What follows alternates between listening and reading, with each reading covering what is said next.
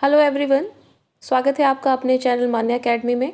और आज के लेक्चर में हम करने वाले हैं गायत्री चक्रवर्ती स्पिवक का बहुत ही इम्पॉर्टेंट वर्क है जो बहुत ही ज़्यादा पूछा जाता है एग्ज़ाम्स में। वो है कैन द सबाल्टर्न स्पीक। जब हम पोस्ट कॉलोनियल स्टडी करते हैं तो उसमें ये वर्क ज़रूर आता है। और इसे करने से पहले हम थोड़ा सा राइटर के बारे में जान लेते हैं।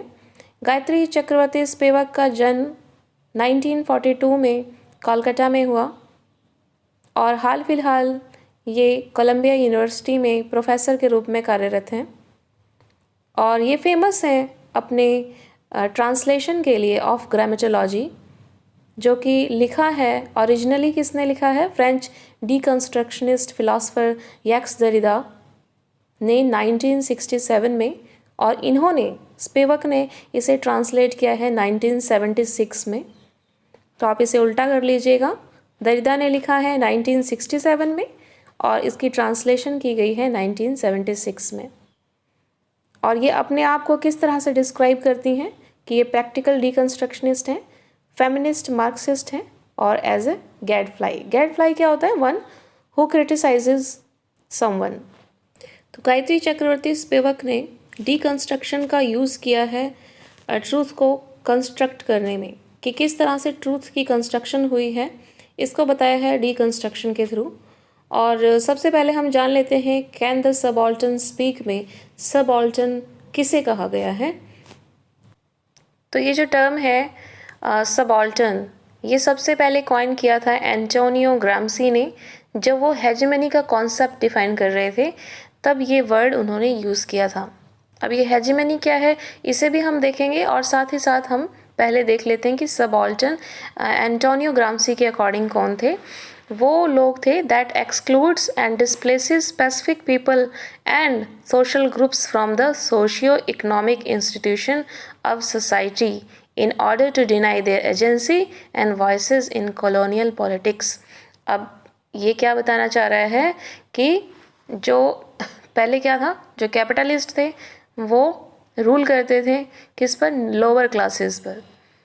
सबसे ऊपर थी कैपिटलिस्ट लोग थे, फिर वर्कर्स थे, तो और उसके बाद ऐसे लोग थे जिन्हें किसी भी खाते में नहीं रखा जाता था, जिनकी किसी भी तरह से सुनवाई नहीं होती थी पॉलिटिकली, सोशली, इकोनॉमिकली। वो उनकी कोई भी डिमांड को, किसी भी तरह के बेनिफिट्स उन्हें नहीं मिलते थे। वो लोग कौन होते हैं? वो होते हैं according to Antonio Gramsci subaltern. और हेजेमनी क्या होता है? हेजेमनी क्या होता है कि denotes the dominance of one group over another. It is the play of power and power relations as every group struggles to gain dominance over the other. मतलब क्या है कि इसमें क्या होता है कि जो पावरफुल पार्टी है वो lower party, less powerful party के कॉन्सेंट से उस पर रूल करेगी। अब आप देखते हैं हमारे जो नेता लोग हैं वो हमारे कॉन्सेंट से ही तो हमारे ऊपर रूल कर रहे हैं, वही रूल्स बनाते हैं और हमारे ऊपर शासन करते हैं। पर ये रूल भी जो है हमारी स्वीकृति से हुआ है, हमारी रजामंदी के साथ करते हैं ना। हमें थोड़ा सा कुछ काम कर लेंगे, हमारे लिए कर देंगे और हम जो है उन्हें चुन लेते हैं। तो ये क्या है? ये एक तालमेल बिठाया गया है, हेजेमनी कहेंगे इसे, ठीक। तो अब हम देख लेते हैं कि जो गायत्री चक्रवर्ती स्पिवक हैं उनके अकॉर्डिंग सबाल्टर्न उन्होंने किसे कहा है। तो यहाँ पर जो गायत्री चक्रवर्ती स्पिवक हैं वो कहती हैं कि यहाँ पर हम स्टडी कर रहे हैं post colonial point of view से। तो इस टर्म में subaltern designate the colonised mass who are socially, politically and geographically excluded from the hierarchy of power. ये जो पावर की हायरार्की है ना, पहले जो सबसे ऊपर सबसे पावरफुल रहेगा, फिर थोड़ा लेस, फिर लेस, फिर बिल्कुल ही जो ख़त्म, जिसकी बिल्कुल ही किसी खाते में नहीं आ रहा, वो क्या है? वो है subaltern according to Gayatri Chakravorty Spivak. और स्पिवक ने क्या कहा है? Subaltern are those who belong to the third world countries. इन्होंने थर्ड वर्ल्ड कंट्री को सबाल्टर्न कहा है। थर्ड वर्ल्ड कंट्री कौन सी हैं? जिन पर ब्रिटिशर्स ने अपना शासन किया था, रूल किया था, वो कंट्रीज़ को इन्होंने थर्ड वर्ल्ड कंट्री बताया है। और वो जो कंट्रीज़ हैं वो क्या हैं? वो है सबाल्टर्न। तो इन्होंने पूछा है क्या सबाल्टर्न स्पीक, क्या वो अपनी बात को, अपने मुद्दे को रख सकते हैं ये बात इसमें कही गई है। और हम देखेंगे कि किस तरह से जो गायत्री चक्रवर्ती स्पिवक है इन्होंने रिलेट किया है वेस्टर्न कल्चर, किस तरह से हमारे कल्चर को इन्वेस्टिगेट करता है। And she overthrows the binary opposition between the self and the other. ये जो कॉन्सेप्ट है इसको हम डिफाइन करेंगे इस लेक्चर में।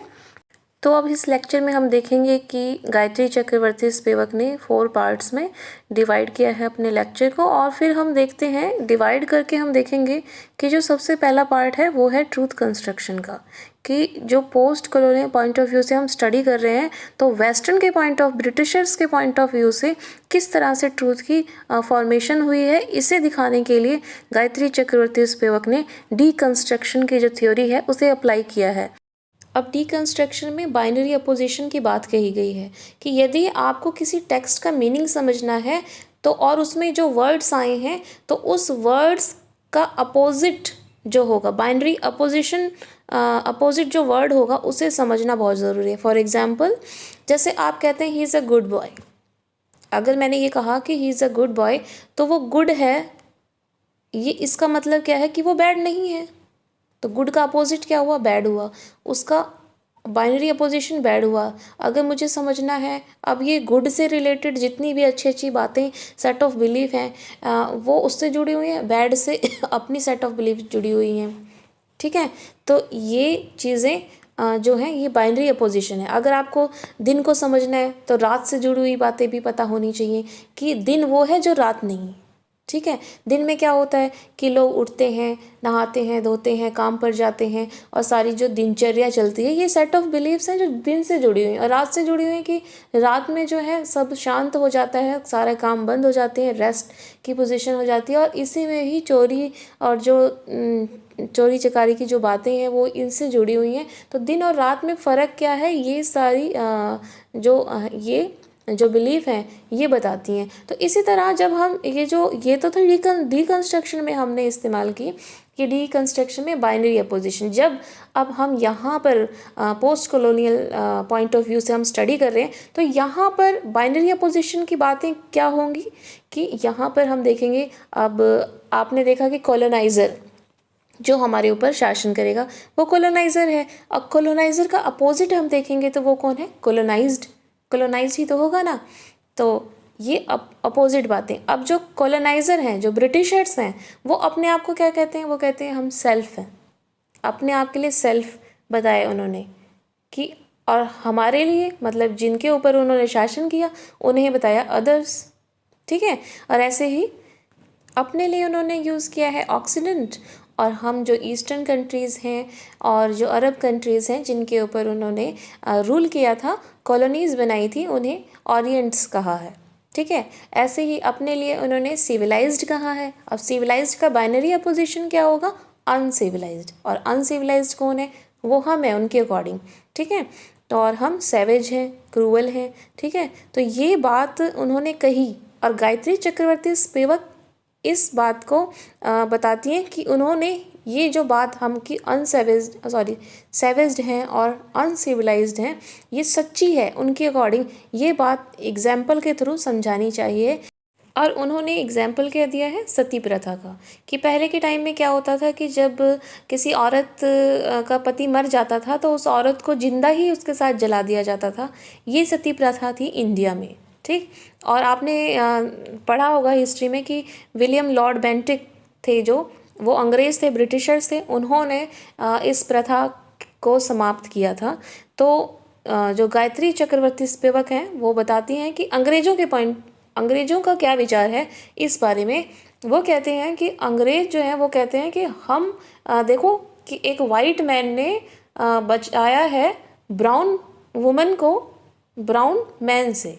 वो ये अपना तथ्य रखते हैं कि देखो जो तुम अनसिविलाइज्ड हो, कौन अपनी पत्नी को, कौन अपनी औरत को जलाता है जिंदा ही? अनसिविलाइज हो, सैवेज हो, क्रूवल हो। देखो ये बात प्रूव होती है इस बात से कि तुमने अपनी पत्नी को जिंदा ही जला दिया, एक औरत को जिंदा ही जला दिया है।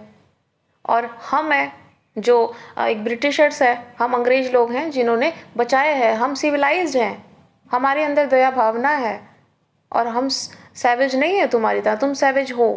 ये ट्रूथ की कंस्ट्रक्शन की जस्टिफाई किया है अपने जो इन्होंने हमारे ऊपर कॉलोनी बसाई है उसे जस्टिफाई किया है कि हम जो कर रहे हैं वो ठीक है, तुम्हारे ऊपर रूल होना चाहिए। रुडयार्ड किपलिंग ने भी तो वाइट मैन्स बर्डन लिखा है, उसमें यही कहा है कि वाइट मैन का बर्डन है ये कि तुम्हें सिविलाइज्ड करना है। कितना हमारे ऊपर बर्डन है भाई, तुम्हें तो सिविलाइज करना है, तुम्हें कुछ नहीं पता है। तो इस तरह से जो ब्रिटिशर्स हैं उन्होंने ट्रूथ को कंस्ट्रक्ट किया है, ये सच्चाई है। ये बता रही हैं गायत्री चक्रवर्ती स्पिवक, किसके थ्रू? डीकंस्ट्रक्शन की जो थ्योरी है उन्होंने पोस्ट कॉलोनियल में ले आए हैं। ठीक है, तो डीकंस्ट्रक्शन में जब पोस्ट कॉलोनियल की जो बाइनरी अपोजिशन की थ्योरी वो यहाँ पर लेकर आ गई हैं, तो इसे उन्होंने क्या नाम दिया है? इंटरवेंशनिस्ट का नाम दिया। ये जो टर्म है ये पूछी जाती है, ये क्या चीज़ है इंटरवेंशनिस्ट जो है? तो जब हम डीकंस्ट्रक्शन में बाइनरी अपोजिशन की स्टडी करते हैं तो अपोजिट वर्ड देखते हैं, और अगर हम पोस्ट कॉलोनियल में ले आए तो अपोजिट क्या होगा? कॉलोनाइजर, कॉलोनाइज्ड, यही सब पढ़ेंगे हम। सेल्फ, अदर्स, ओरिएंट, ऑक्सीडेंट, यही सब पढ़ेंगे। तो ये जो प्रोसेस है, ये जो इसको रीड करने का, स्टडी करने का जो प्रोसेस है, यही जो है इंटरवेंशनिस्ट का नाम दे दिया गया है इसे। और डीकंस्ट्रक्शन में यैक्स देरिदा ने दिया है, और इंटरवेंशनिस्ट गायत्री चक्रवर्ती स्पिवक का नाम इससे जुड़ा हुआ है। ठीक, ये ज़्यादा कंफ्यूज होने की आपको ज़रूरत नहीं है। तो आगे हम देख लेते हैं कि फर्स्ट पार्ट हमने देख लिया कि ट्रूथ की कंस्ट्रक्शन कैसे की है ब्रिटिशर्स ने, ये बताया है सती प्रथा के एग्जाम्पल के थ्रू गायत्री चक्रवर्ती स्पिवक ने। और दूसरा पार्ट हम देखते हैं। तो दूसरा पार्ट में जो गायत्री चक्रवर्ती स्पिवक हैं वो कहती हैं कि जो यूरोसेंट्रिक नॉलेज है इज़ नॉट इनोसेंट। अब यूरोसेंट्रिक क्या है? जो यूरोपियन की जो नॉलेज है, जो ब्रिटिशर्स की नॉलेज है, वो इनोसेंट नहीं है। ये बताने के लिए उन्होंने क्रिटिसाइज किया है फूको एंड डेल्यूज को for committing epistemic violence. Epistemic violence क्या होती है? जो लैंग्वेज से होती है। एपिस्टेमोलॉजी मीन्स लैंग्वेज के थ्रू जो वायलेंस फैला रहे हैं वो इनोसेंट नहीं है। ये बताने के लिए उन्होंने फूको ने कहा है कि पावर और नॉलेज का, कि नॉलेज होगी तो पावर होगा, पावर होगा तो और नॉलेज होगी। तो ये जो कॉन्सेप्ट है ना, इंटरप्ले बताया है फूको ने। तो जो ब्रिटिशर्स थे वो क्या करना चाहते थे? हमें इंग्लिश सिखाना चाहते थे, अपनी अंग्रेजी सिखाना चाहते थे। वो कह अब उनका क्या उन्होंने अपना बात रखने के लिए क्या कहा कि जो इंडियंस हैं उन्हें इंग्लिश आनी चाहिए। अब फूको कहती हैं कि अगर आपको नॉलेज होगी तो पावर होगी। तो ये जो कॉन्सेप्ट है यहाँ पर अप्लाई नहीं हो रहा। वो कह रही इनोसेंट नहीं है। ये जो यूरोसेंट्रिक नॉलेज जो आप हमको देना चाहते हैं वो कोई इनोसेंट नहीं थी। आपने देखा होगा कि 1835 में इंडियन एजुकेशन एक्ट आया था, उसमें इंग्लिश जो लैंग्वेज है वो इंडियंस को पढ़ाने की बात हुई थी। ठीक है, स्कूल कॉलेजेस में हुई थी। तो अगर आपने मैकॉले का मिनट पढ़ा होगा तो उसमें मैकॉले एक जगह कह रहे हैं कि हम इंडियंस को क्यों इंग्लिश पढ़ाना चाहते हैं, ताकि हम प्रोड्यूस कर सकें अ क्लास ऑफ पर्सन्स, ऐसे पर्सन की क्लास हम तैयार कर सकें जो कि Indian in blood and colour, जो कि इंडियन हो ब्लड और कलर में, but English in taste, in opinion, in moral and in intellect. कि जो कलर हो और ब्लड हो वो तो इंडियन हो, पर उनका टेस्ट, ओपिनियन और मोरल्स और इंटेलेक्ट जो है वो अंग्रेज़ी होनी चाहिए। आप देख रहे हैं ना, अब प्रेजेंट में भी तो आप यही देख रहे हैं ना कि हम क्या है कि अभी किसी का बर्थडे होता है तो केक कटना ज़रूरी है। पहले क्या होता था कि हलवा पूरी बन जाती थी, उसमें बर्थडे बन जाता था। अब केक कटना ज़रूरी है। हमें अपने रीति रिवाजों का, अपने त्योहारों का नहीं पता है। ये पता होगा कि आज चॉकलेट डे है, आज किस डे है, आज वैलेंटाइन डे है और हनुमान जयंती है, ये तो किसी पता ही नहीं है किसी को। ठीक है, और आप देखते हैं कि अब पहनावे में भी बहुत अंतर आ गया है। आज अगर आप सूट सलवार पहन कर जाते हैं तो आपको बिल्कुल अनपढ़ गंवार समझा जाता है। अगर वेस्टर्न ड्रेसेस पहन के जाते हैं तो हाँ भाई और अंग्रेज़ी बोलेंगे तो लगेगा भी हाँ इनको कुछ आता जाता है और ये हैं कुछ, अदरवाइज़ तो आपको कुछ समझा ही नहीं जाता है। तो ये क्या हो गया है? ये पहले ही भविष्यवाणी कर दी थी मैकॉले ने और ये सच भी है। ठीक है, और वो आगे क्या कहते हैं कि who could in their turn develop the tools to transmit western learning in the vernacular languages of India. अब यहाँ पर बने तो बने और साथ में और फैलाएं, हमारे जो संस्कृति है उनकी उसको और फैलाएं। ठीक है, तो ये जो पूरा मैकेनिज्म था ना, ये पूरे जो षड्यंत्र जाल रचा था ना, तो गायत्री चक्रवर्ती स्पिवक कहती हैं कि ये कोई इनोसेंट तुमने बिना किसी लाभ के अपने हमें नहीं दिया। वो कहती हैं कि Eurocentric knowledge is produced by the colonisers and they export the same to the third world countries, कि उन्होंने थर्ड वर्ल्ड कंट्रीज़ को एक्सपोर्ट किया है। आयात निर्यात समझते हैं ना, कि आयात क्या होता है, लेना कहीं से, और वो एक्सपोर्ट मतलब देना। वो हमें दिया है, एक्सपोर्ट किया है, उसके बदले में उन्हें क्या मिलेगा, उन्हीं की जो संस्कृति है, उनके जो विचार हैं, उनका जो कल्चर है, वो ओपिनियन है, जो टेस्ट है, वो सब कुछ फैला दिया है। और ये क्या है, therefore such knowledge is never innocent. ये इनोसेंट नहीं है। ये क्या कहती हैं गायत्री चक्रवर्ती स्पिवक बताना चाहती हैं। तो अब हम थर्ड पार्ट देख लेते हैं। इसमें क्रिटिसिज्म क्या है, उन्होंने एसेंशियलिस्ट आइडियोलॉजी क्या होना चाहिए, एसेंशियलिस्ट मीन्स क्या होना चाहिए, uses Marxist ideology to criticise leftist. Marxist की आइडियोलॉजी है कि जो सबसे ऊपर रूल करता है वो कैपिटलिस्ट होते थे, राजा महाराजा कैपिटलिस्ट होते थे, या पोप जो पादरी सामंत वगैरह होते थे वो होते थे, और जो नीचे के होते थे जो वर्कर्स हैं या फिर फार्मर्स हैं वो लेफ्टियर्स होते थे। तो वो कहते हैं कि लेफ्टियर consider themselves and the third world people as those who have the same identity and therefore it has a negative impact on subaltern, कि उन दोनों की जो स्थिति है वो सेम है। तो इन्होंने क्रिटिसाइज़ किया है कि जब स्थिति सेम है तो जो ब्रिटिशर्स हैं वो दावा करते हैं कि हाँ हमें रूल करना चाहिए तुम्हें सिखाने के लिए, तो वो क्रिटिसाइज़ करती हैं कि pave the way for colonialism. ये पेव करती है, एक रास्ता बनाती है कॉलोनिज्म का। And provide a logocentric assumption. Logocentric assumption मतलब लैंग्वेज के थ्रू, जैसे हमने अभी पढ़ा था, of culture unity. Culture unity दिखा रही है जो कि वास्तव में नहीं है। अमंग द हिट्रोजीनियस पीपल, जो अलग अलग पीपल है ना, ये वो अलग है, हम अलग हैं। और इसमें क्या दिखा रही है, एक रूपता दिखा रही है जो कि वास्तव में नहीं है। तो इसको क्रिटिसाइज़ किया है किसने, गायत्री चक्रवर्ती स्पिवक ने। और कहती हैं कि subaltern depends on western intellectuals to speak for their situations. और इस तरह से जब वो अपने आप को जस्टिफाई कर रहे हैं ना, जैसे हमने देखा कि सती प्रथा में सती को बचाया किसने, वाइट पीपल ने, तो वो जस्टिफाई कर रहा है कि हमारा आपके ऊपर कॉलोनी बनाना, आपके ऊपर शासन करना, रूल करना ठीक है, बिल्कुल सही है, आपको हम सिविलाइज्ड कर रहे हैं। तो ये जो अब जो हम हैं वो डिपेंड है, जो सबऑल्टर्न है वो डिपेंड है किसके ऊपर, ब्रिटिशर्स के ऊपर, वाइट पीपल के ऊपर, कि आप हमारी बात को आगे पहुंचाएं, आप हमारी बात के बारे में लिखें, हमारी सिचुएशन के बारे में लिखें। तो क्या गायत्री चक्रवर्ती स्पिवक कहती हैं कि क्या अगर वो लिख दे रहे हैं तुम्हारे बारे में, हमारे बारे में मतलब, तो क्या वो सही लिखेंगे, जिन्हें फर्स्ट हैंड एक्सपीरियंस नहीं है?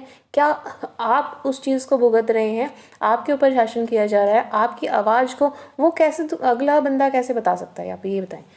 तो मान लें वो हमारे बारे में लिख भी देगा, मान लीजिए, तो क्या वो बिल्कुल सही लिखेगा या अपने पॉइंट ऑफ व्यू से? अब उनका पॉइंट ऑफ व्यू तो ये है कि हम अनसिविलाइज्ड हैं इस तरह से, तो वो अपने हिसाब से लिखेगा हमारे बारे में। तो क्या सही इन्फॉर्मेशन, सही जो सिचुएशन है, आपकी कंडीशन, वो सही में लोगों के बीच में पहुंच पाएगी? और सही इन्फॉर्मेशन नहीं पहुंचती, ये बताने के लिए गायत्री चक्रवर्ती स्पिवक ने एक और एग्जाम्पल दिया है भुवनेश्वरी बहादुरी का, जिन्होंने अपने आप को हैंग कर लिया था, सुसाइड कर लिया था इन 1926 में। और वो वेस्ट बंगाल से बिलोंग करती थी, और उनका जो डेथ था वो रेसिस्टेंस था अगेंस्ट पैट्रियार्कल आइडियोलॉजी। क्या है आइडियोलॉजी? कि आमतौर पर क्या माना जाता है कि अगर टीनेज गर्ल सुसाइड कमिट करती है तो हो सकता है कि उसका कोई लव का कोई चक्कर रहा होगा, तो अपने रिलेशनशिप को कवर अप करने के लिए उसने सुसाइड कर लिया होगा, ऐसा आमतौर पर माना जाता है। पर उन्होंने अपने आप को तब किल किया जब वो menstruating, she was menstruating, and इससे प्रूव होता है कि उनका कोई जो है रोमांस का ऐसा कोई चक्कर नहीं था। और आफ्टर डिकेट उनकी फैमिली को पता चलता है कि वो मेंबर थी एंटी कॉलोनियल ग्रुप की, फ्रीडम फाइटर जो ग्रुप है उसमें वो मेंबर थी और उन्हें कहा गया था किसी पॉलिटिकल फिगर को मारने के लिए, और ऐसा वो कर पाने में समर्थ नहीं हुई थी। तो वो एक तरफ उनको ये था कि मैं ऐसा नहीं करना चाहती हूँ, और दूसरी तरफ ये था कि अपने जो ग्रुप था उनकी नज़रों में भी वो जो था उनको मना नहीं करना चाहती थी। तो इसलिए वो दोनों के बीच में पिस रही थी, और उन्होंने क्या किया, सुसाइड कमिट कर लिया। तो गायत्री चक्रवर्ती स्पिवक कहती हैं कि जो ट्रूथ की जो फॉर्मेशन है, सच्चाई तो बाद में आती है, फॉर्मेशन जो है वो लोगों के द्वारा कर दी जाती है। तो अब उन्होंने क्या सोल्यूशन बताया कि जो ट्रूथ की फॉर्मेशन है और जो हम आपकी कंडीशन के बारे में लिखने वाले हैं वो दूसरे लोग हैं। तो आपको क्या करना चाहिए, आपको स्ट्रैटेजिक एसेंशियलिज्म, ये जो वर्ड है, ये जो टर्म है, ये कॉइन किया गायत्री चक्रवर्ती स्पिवक ने। एसेंशियलिज्म की ज़रूरत है, कैसे, स्ट्रैटेजिक एसेंशियलिज्म की। और इसमें क्या कहा गया है कि referring to the tactics by which ethnic groups and nations and minorities projects and represent themselves using a shared identity and characteristics। Spivak कहती हैं कि जो समाज बटा हुआ है कास्ट के आधार पर, क्रीड के आधार पर, जेंडर के आधार पर, और या फिर किसी भी एथनिक ग्रुप या नेशन, जो भी बटे हुए माइनॉरिटीज़, उन्हें क्या होना चाहिए, उन्हें एक हो जाना चाहिए और कॉमन कोज के लिए अपनी लड़ाई लड़नी चाहिए, ताकि आप अपने बारे में खुद लिख सकें, खुद बता सकें। और यदि कोई दूसरा आपके बारे में बताएगा तो क्या, कैन द सबाल्टर्न स्पीक, क्या सबाल्टर्न वास्तव में अपनी बात को रख पाएंगे? अगर ऐसा ही रहेगा तो कभी नहीं रख पाएंगे। तो आपको चाहिए स्ट्रैटेजिक एसेंशियलिज्म की, ये सल्यूशन उन्होंने बताया है। तो गाइज़, ये तो था आज का lecture, can the subaltern speak. अगर आपको समझ में आया है तो प्लीज़ लाइक कीजिएगा, वीडियो को शेयर कीजिएगा और कमेंट करके बताइएगा कि आगे आपको किस टॉपिक पर लेक्चर चाहिए। और फिर मिलते हैं, बाय फॉर नाउ।